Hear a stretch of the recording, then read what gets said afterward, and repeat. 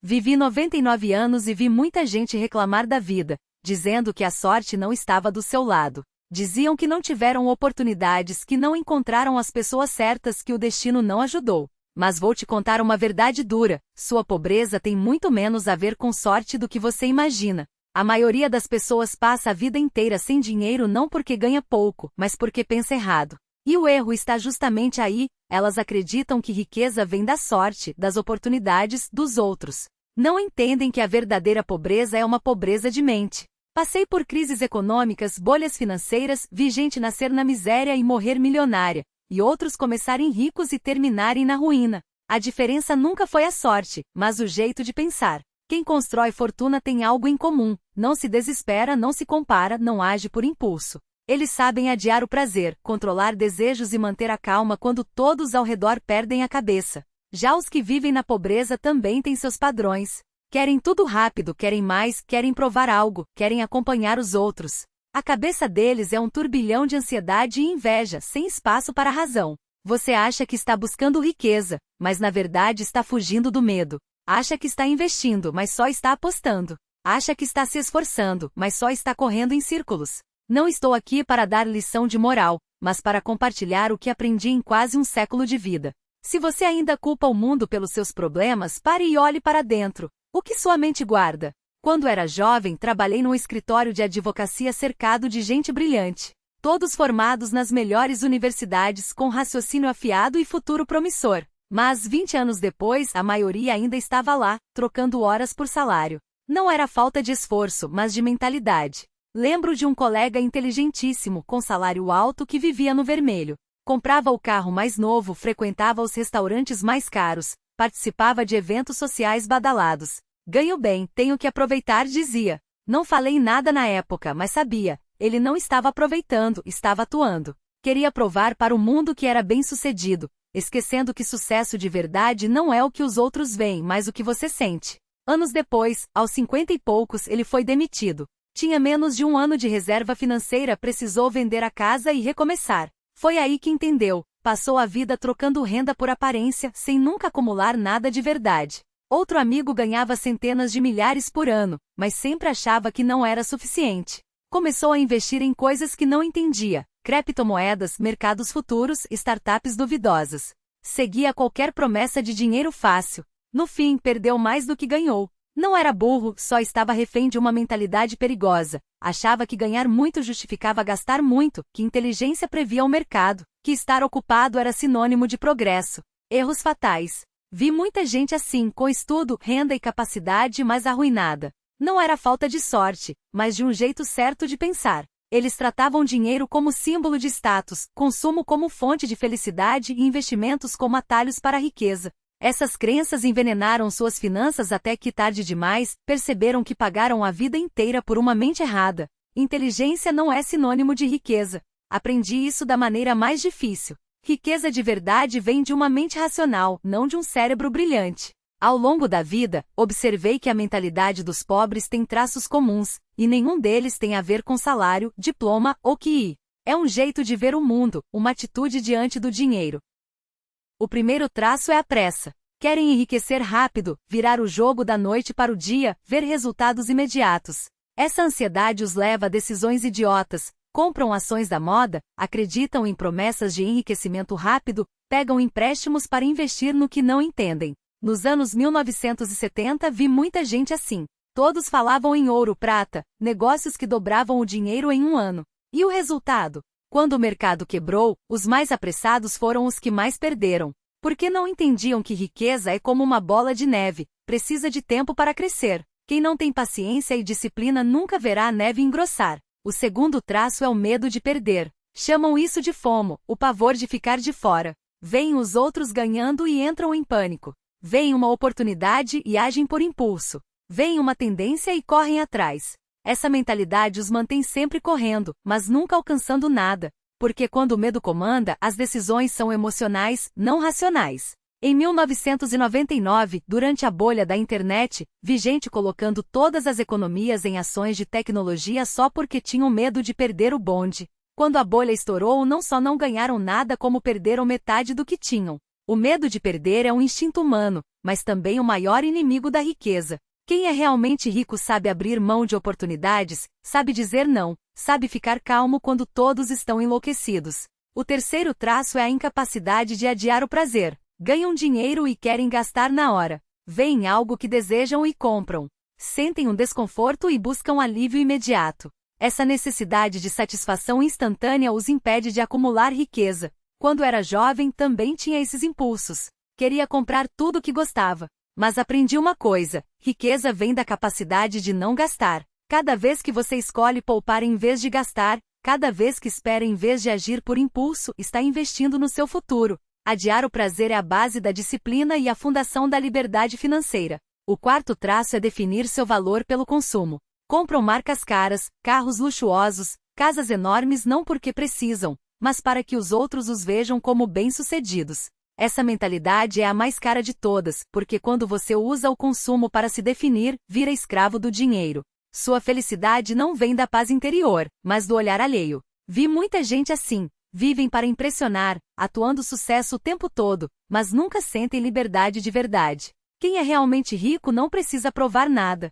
Sua confiança vem de dentro, não de exibição. O quinto traço é culpar os outros. Sempre acham que a culpa é do governo, do chefe, do mercado, da sorte. Nunca é deles. Essa mentalidade de vítima é mortal, porque quando você joga a responsabilidade para fora, desiste do poder de mudar. Cresci em tempos difíceis, quando todos tinham motivos para reclamar. Mas percebi que os que sobreviviam não eram os que mais reclamavam, mas os que mais assumiam responsabilidade. Não perguntavam, por que eu? Mas, o que eu posso fazer? Essa mudança de perspectiva define destinos. Se quer mudar sua situação financeira, o primeiro passo não é aprender a investir, mas mudar sua mente.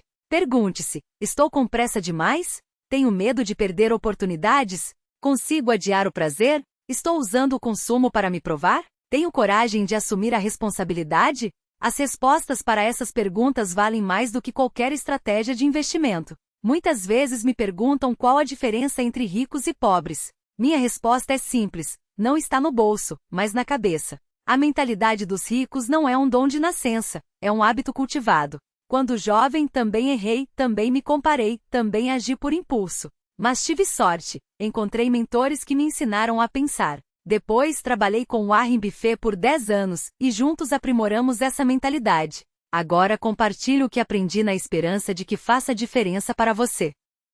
O núcleo da mentalidade dos ricos é o longo prazo. Eles não buscam enriquecer da noite para o dia, mas estão dispostos a esperar 10, 20 anos para construir riqueza. Não é paciência, é compreensão do poder dos juros compostos. Os juros compostos são a força mais poderosa do mundo, mas exigem tempo. Os pobres não enxergam isso. Só veem as oscilações de curto prazo e agem por ansiedade. Os ricos olham mais longe. Sabem que se a direção estiver certa, o tempo trabalhará a seu favor. Buffett e eu mantivemos muitas empresas por décadas não por preguiça, mas porque entendemos que negociar demais só aumenta as chances de erro. O segundo traço dos ricos é pensar ao contrário. Eles não seguem a multidão, mas perguntam: se todo mundo está pensando assim, não há algo errado? Essa capacidade de pensar diferente os mantém calmos quando todos estão otimistas e vê oportunidades quando todos estão em pânico. Em 1973, quando o mercado quebrou, todos vendiam ações e os jornais gritavam o fim do mundo. Buffett e eu não nos mexemos. Na verdade, compramos ações de boas empresas. Porque sabíamos que quando todos estão apavorados, é hora de comprar. Pensar ao contrário não é para chamar atenção, é para evitar a burrice coletiva. Os seres humanos têm instinto de manada, mas no mercado, seguir a manada costuma ser desastroso. O terceiro traço é simplificar. Os ricos não buscam estratégias complexas, não se encantam com ferramentas sofisticadas, não acreditam em previsões geniais. Fazem apenas o que entendem, investem apenas no que compreendem, seguem princípios simples. Essa simplicidade os livra de erros desnecessários. Minha maior vantagem nunca foi ser mais inteligente que os outros, mas saber os limites do meu conhecimento. Não toco no que não entendo, por mais promissor que pareça. Essa autodisciplina é a base da mentalidade dos ricos. O quarto traço é focar no que pode controlar. Não perdem tempo prevendo o mercado, não ficam remoendo o passado, não se preocupam com o futuro incerto. Concentram-se no que está ao seu alcance: gastos, poupança, disciplina de investimento, controle emocional. Esse foco os mantém calmos e lhes permite tomar decisões racionais em meio ao caos. Os pobres estão sempre distraídos, seguem notícias, ouvem especialistas, copiam amigos, mas nunca perguntam: o que eu posso controlar? Os ricos sabem que o verdadeiro poder vem de dominar a si mesmos, não de prever o mundo. O quinto traço é a frugalidade. Pode parecer contraditório, mas os ricos são mais econômicos que os pobres. Não por mesquinhez, mas porque sabem exatamente onde o dinheiro deve e não deve ir. Não gastam para impressionar, não se endividam por status, não destroem planos de longo prazo por impulsos momentâneos. Morei na mesma casa por décadas, não porque não pudesse comprar outra maior, mas porque não precisava. Não é restrição, é liberdade. Quando você não está preso ao consumo, é realmente livre. Essas mentalidades não se aprendem da noite para o dia. Exigem experiência e reflexão. Mas posso garantir, quando você adota esse jeito de pensar, sua vida financeira, e até sua vida pessoal, muda radicalmente. A lição mais importante que aprendi em quase 100 anos não foi o que eu sabia, mas o que admitia não saber. Parece simples, mas foi isso que me manteve vivo e próspero por tanto tempo. Os seres humanos têm uma fraqueza conhecida, superestimam suas habilidades e subestimam a complexidade do mundo. Acham que ler um livro os torna especialistas em investimentos, que ganhar algumas vezes os torna gênios, que prever o futuro é controlar o destino. São ilusões. O mercado não perdoa a arrogância. Quando jovem, também cometi esse erro. Investi numa empresa que achava entender e perdi feio. Aquela lição me mostrou que entre achar que sabe e saber de verdade há um abismo. Desde então aprendi a dizer 3 palavras: eu não sei. Essas palavras me salvaram inúmeras vezes. Quando me perguntavam sobre um setor que não conhecia, dizia não sei. Quando o mercado apresentava uma tendência que não entendia, não mexia. Quando amigos ofereciam oportunidades infalíveis, recusava. Não é fraqueza, é sabedoria. Porque admitir a ignorância abre espaço para aprender e evita que você seja enganado. Vi muita gente inteligente perder tudo porque não admitia não saber. Faziam besteira atrás de besteira para manter as aparências, para provar algo. Já os realmente ricos têm algo em comum, não têm vergonha de admitir suas limitações. Buffett sempre diz: investimos apenas no que entendemos. O que ele não diz é que isso significa reconhecer que seu círculo de competência é pequeno, mas é justamente por se manterem dentro dele que conseguem retornos consistentes. Mudar a mente começa por admitir a ignorância. Quando você para de fingir que sabe tudo, começa a aprender de verdade. Quando não está mais cego pela arrogância, enxerga a realidade. Esse é meu primeiro conselho: aprenda a dizer não sei, e depois vá atrás do conhecimento. Muitas pessoas confundem riqueza com números na conta bancária, com casas, carros e marcas de luxo. Mas isso não é riqueza, é apenas a aparência dela. Riqueza de verdade é liberdade. Poder escolher não fazer o que não gosta, recusar um chefe abusivo, dispensar um trabalho chato, dizer não a eventos sociais vazios. É manter a calma quando todos estão enlouquecidos e não entrar em pânico quando o mercado quebra. Essa liberdade é a essência da riqueza. Quando era jovem, trabalhava como advogado e ganhava bem, mas era infeliz. Passava os dias fazendo o que detestava por dinheiro. Depois de anos economizando, percebi que quando minhas reservas atingiram certo ponto, eu tinha opções. Podia recusar casos chatos, mudar de carreira, investir no que realmente me interessava. Aquela sensação de liberdade não tinha preço. Muita gente busca a riqueza do jeito errado. Trabalham como loucos, mas não poupam. Compram casas e carros caros, mas se endividam. Parecem ricos, mas são escravos do dinheiro.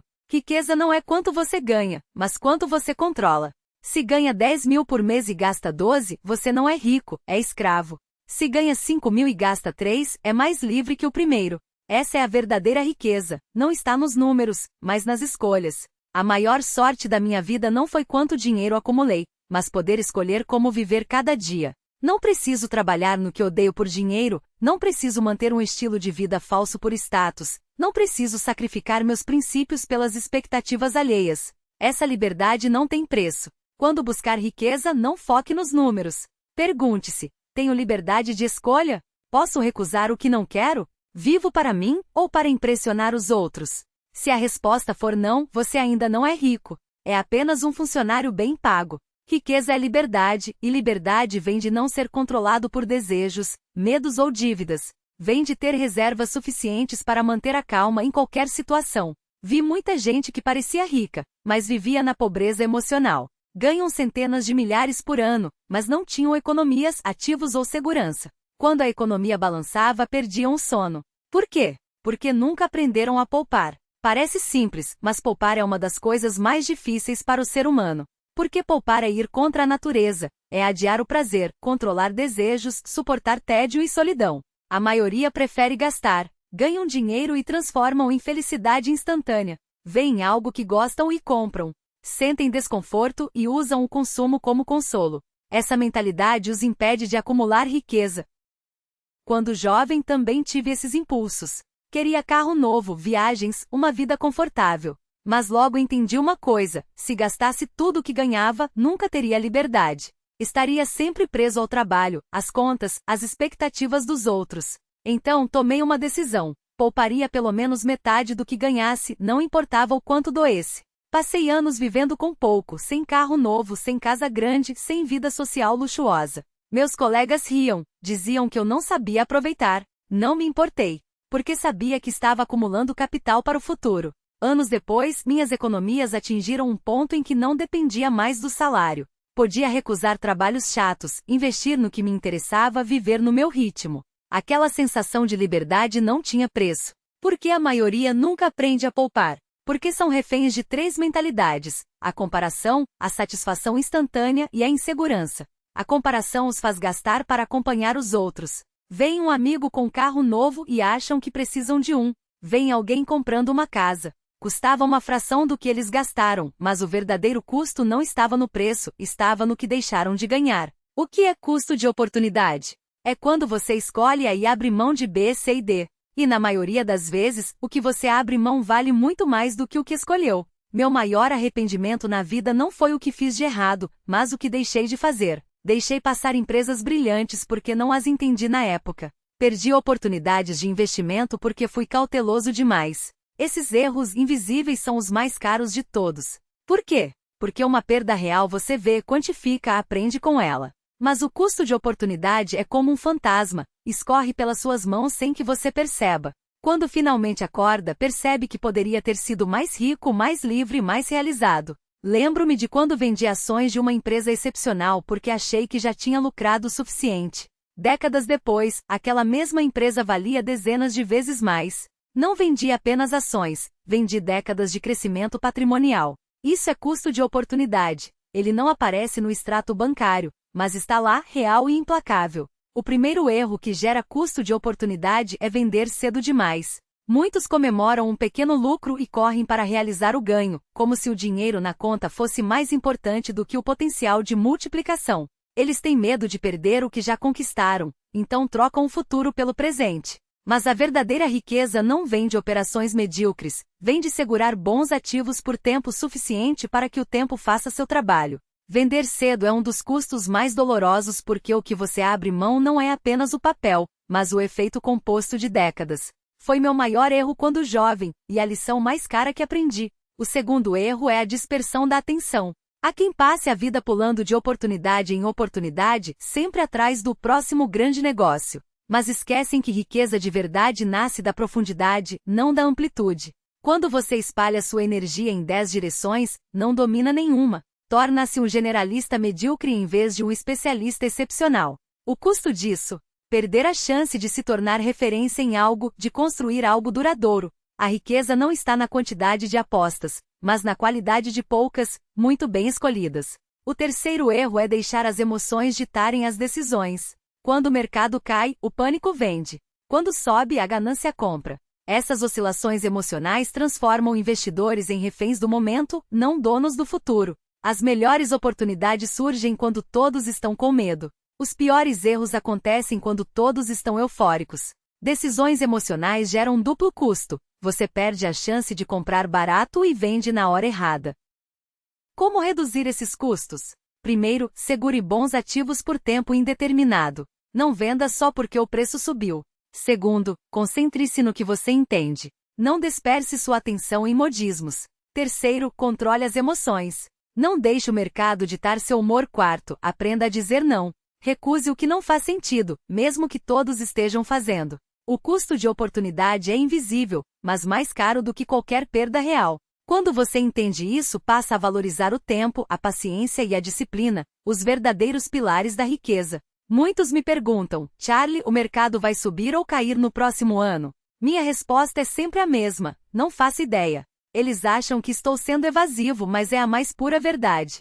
Nunca previ o mercado nem tentei. Porque prever é uma armadilha, e armadilhas só geram resultados previsíveis, perdas. Por que prever é inútil? Porque o mercado é um organismo complexo, influenciado por economia, política, psicologia e eventos aleatórios. Ninguém, nem os mais brilhantes economistas, consegue decifrá-lo. As previsões são apenas palpites disfarçados de sabedoria. E palpites não são base para investimentos. Já vi gente perder tudo porque acreditou em especialistas.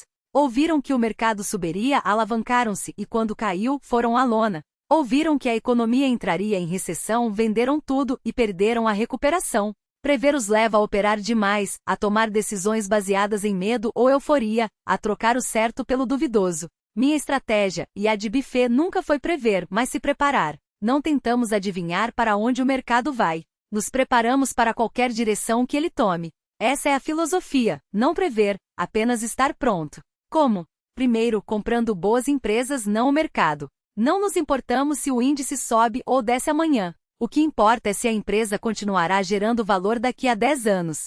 Se o valor cresce, as oscilações de curto prazo são irrelevantes. Segundo, mantendo caixa para aproveitar oportunidades. Não ficamos 100% investidos porque sabemos que crises surgem. Quando todos estão desesperados, nós temos recursos para comprar ativos de qualidade a preços de liquidação. Isso não é prever, é estar preparado. Terceiro, evitando alavancagem. Nunca pegamos dinheiro emprestado para investir, porque quando o mercado vira, a alavancagem te expulsa do jogo. Quarto, focando no valor, não no preço. O preço oscila todos os dias, o valor, não. Não nos importamos se a ação sobe ou desce amanhã. O que importa é se o negócio está subvalorizado. Se estiver, compramos e esperamos. Prever o mercado é perder tempo e energia. Mesmo que você acerte uma vez, não acertará sempre. E um único erro pode destruir anos de trabalho.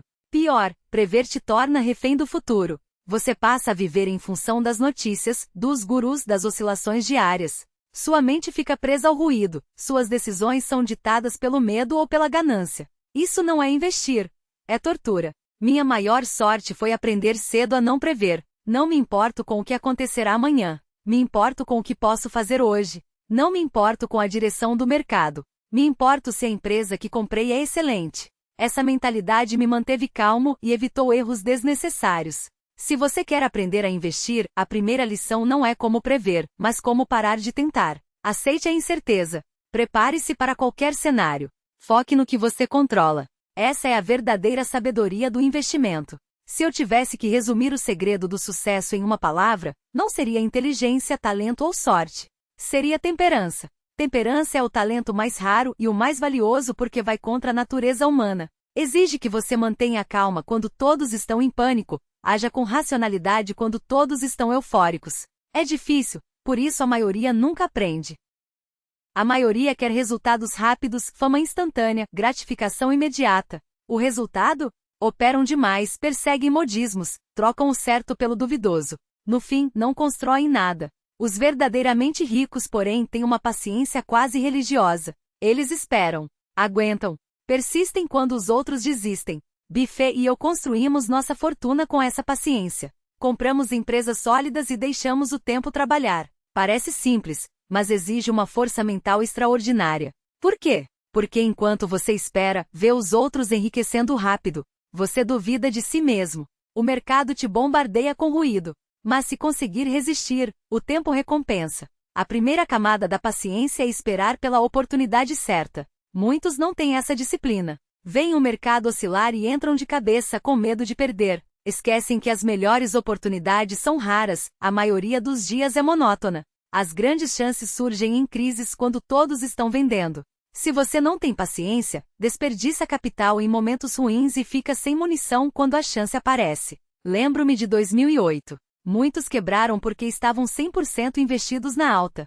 Buffett e eu tínhamos caixa. Enquanto todos vendiam em pânico, nós comprávamos ativos de qualidade a preços irrisórios. Essa é a força da paciência. A segunda camada é esperar pelo crescimento. Riqueza exige tempo. Muitos vendem cedo com medo de perder o lucro. Esquecem que a verdadeira fortuna vem de segurar bons ativos por décadas. Muitas das minhas melhores posições foram mantidas por 20, 30 anos. Não por preguiça, mas porque entendi que o crescimento demora. A terceira camada é suportar a solidão.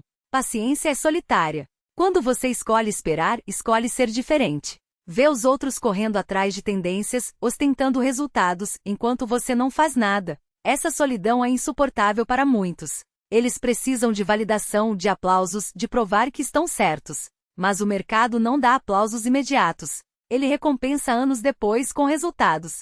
Se você não aguenta a solidão, nunca terá paciência. A quarta camada é aceitar o tédio. Investir deveria ser chato. Não deveria te deixar ansioso, excitado ou estressado. Deveria ser como observar a grama crescer. Lento, constante, sem drama. A maioria não suporta o tédio. Precisa de ação, de adrenalina, de fazer alguma coisa. Resultado? Operam demais, perseguem modismos, perdem dinheiro. O tédio é a manifestação da paciência e a base da riqueza. Se você quer aprender paciência, comece não com técnicas de investimento, mas com a capacidade de ficar entediado. Aprenda a ficar calmo quando os outros estão frenéticos. Aprenda a não fazer nada quando todos estão agindo. Aprenda a ignorar o ruído. Essa habilidade vale mais do que qualquer estratégia. As pessoas falam em liberdade, mas poucas entendem seu preço. Liberdade não é fazer o que quer, quando quer. Liberdade é dizer não. É manter a calma diante da tentação. É resistir à manada quando todos estão enlouquecidos. Essa é a verdadeira liberdade, e ela exige disciplina. Já vi muitos que se achavam livres, mas eram escravos de seus impulsos. Compravam o que gostavam, seguiam o que estava na moda, reagiam ao que viam. Pensavam que isso era liberdade. Na verdade, era escravidão disfarçada. Liberdade real é não ser controlado por desejos, emoções ou opiniões alheias. E isso exige um autocontrole brutal. A primeira camada do autocontrole é controlar o consumo. Muitos não conseguem resistir aos próprios desejos. Ganham dinheiro e gastam tudo. Veem o vizinho com um carro novo e acham que precisam de um. São manipulados por anúncios, redes sociais, pressão social. Resultado? Nunca tem o suficiente. Liberdade vem quando você domina seus gastos. Quando não é refém do que possui, mas do que não precisa. Nunca tive mansões, carros de luxo ou roupas caras. Não porque não pudesse pagar, mas porque não precisava. Minha liberdade não veio do que eu podia comprar, mas do que eu não precisava comprar. A segunda camada é controlar as emoções. Muitos perdem tudo porque não conseguem dominar o medo ou a ganância. O mercado cai, eles vendem em pânico. O mercado sobe, eles compram na euforia. Suas decisões são ditadas pelo sentimento, não pela razão. Liberdade vem quando você controla suas emoções, quando não é refém do pânico ou da ganância. Já vi gente brilhante perder fortunas por não conseguir fazer isso. A terceira camada é controlar as ações. Muitos não conseguem ficar parados. Acham que não fazer nada é perder oportunidades. Resultado? Operam demais, perseguem modismos, perdem dinheiro. Liberdade vem quando você domina o impulso de agir. Quando entende que, na maioria das vezes, não fazer nada é a melhor decisão. Biffet e eu passamos décadas sem fazer quase nada. Não por preguiça, mas porque sabíamos que a inação era a escolha mais inteligente. A quarta camada é controlar os desejos. Desejo é parte da natureza humana, mas é o inimigo da liberdade. Quando você é controlado por desejos, perde a liberdade. Faz escolhas ruins para satisfazê-los, sacrificando o longo prazo. Liberdade real vem quando você domina seus desejos. Quando não precisa de mais nada para ser feliz. Meu maior alívio não foi acumular riqueza, mas perceber que não precisava de mais nada. Quando deixei de ser escravo dos desejos, senti a verdadeira liberdade. O preço da liberdade é o autocontrole. E a maioria não está disposta a pagá-lo. Porque autocontrole é difícil. Vai contra a natureza humana. Exige que você lute contra seus impulsos, emoções e desejos todos os dias. Mas se conseguir, descobrirá que liberdade não vem do que você tem, mas do que você não precisa. Essa é a verdadeira riqueza e a sabedoria da vida. Aos 99 anos, muitos me perguntam por que sou tão tranquilo. A resposta é simples, porque fui racional cedo. A paz na velhice não é obra do acaso, mas resultado de décadas de disciplina. Quando jovem, tomei decisões racionais. Na meia-idade, mantive o autocontrole. Ao longo da vida, evitei excessos. Minha tranquilidade hoje é fruto dessas escolhas, mas vi muitos que não tiveram a mesma sorte. Na juventude buscaram emoções. Na meia-idade agiram por impulso. Na velhice colheram os frutos, ansiedade, arrependimento e insegurança. Eles não têm poupança, não têm ativos, não têm paz. Vivem atormentados pelo passado e com medo do futuro. Por quê? Porque não foram racionais cedo. Preferiram o prazer imediato ao planejamento de longo prazo. Os que envelhecem em paz têm algo em comum: foram racionais desde cedo. Pouparam. Investiram em saúde. Evitaram decisões estúpidas. Não buscaram riqueza rápida, mas construíram patrimônio aos poucos. Não se deixaram controlar por desejos, mas exerceram disciplina. Não seguiram modismos, mas mantiveram princípios. Essas escolhas determinaram seu destino. Eu também tive impulsos na juventude. Quis enriquecer rápido, viver intensamente. Mas tive a sorte de aprender cedo a importância da racionalidade. Aprendi a adiar a gratificação, a controlar emoções, a evitar excessos. Essas escolhas me deram uma velhice tranquila. Não me preocupo com dinheiro porque tenho o suficiente. Não me preocupo com saúde porque cuidei do corpo. Não me preocupo com o futuro porque fiz o que precisava ser feito. Essa paz não tem preço. E não se compra, se constrói. A tranquilidade na velhice vem de 3 escolhas feitas cedo. 1. Poupar. Se você não poupa quando jovem, viverá com medo na velhice. Poupança não é para ostentar, mas para garantir segurança. Com reservas você não teme crises, não se preocupa com imprevistos, não depende de ninguém. Essa segurança é a base da paz. 2. Cuidar da saúde. Se você negligencia o corpo na juventude, pagará o preço na velhice. Muitos trabalham até a exaustão, comem mal, não se exercitam. Acham que são invencíveis. Mas o corpo tem memória. Os excessos da juventude cobram na velhice. Cuidei da saúde a vida toda, não por amor ao esporte, mas porque sabia que ela é a base da tranquilidade. 3. Ser racional. Se você não é racional cedo, se arrependerá tarde. Muitos sofrem na velhice não por falta de dinheiro, mas por arrependimento. Arrependem-se das decisões estúpidas, dos investimentos impulsivos, das escolhas movidas por desejo. O tempo não volta. A única forma de evitar arrependimentos é ser racional desde cedo. Minha maior sorte não foi ganhar dinheiro, mas não ter feito escolhas das quais me arrependesse. Não peguei dinheiro emprestado para especular. Não persegui modismos.